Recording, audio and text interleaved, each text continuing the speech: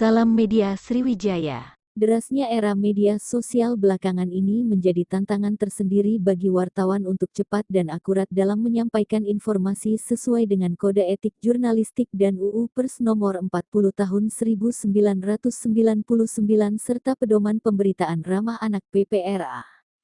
Hal tersebut disampaikan Ketua PWI Sumsel Haji Firdaus Komar pada penutupan UKW Angkatan ke-37 kerjasama PWI Sumsel dengan SKK Migas dan KKKS di Hotel Beston Palembang, Rabu, tanggal 29 Juni tahun 2022. Kami ucapkan selamat kepada peserta yang dinyatakan berkompeten. Tantangan kita bukan hanya UKW saja tapi bagaimana sebagai wartawan menyampaikan informasi dan mengolah data dan tetap melawan hoaks, ujarnya. Lanjut dia, dari 18 peserta yang mengikuti UKW, 1 di antaranya dinyatakan tidak berkompeten. Sementara itu, Ketua PWI Pusat Atal S. Depari, yang diwakili oleh Ketua Bidang Advokasi dan Pembelaan PWI Pusat H.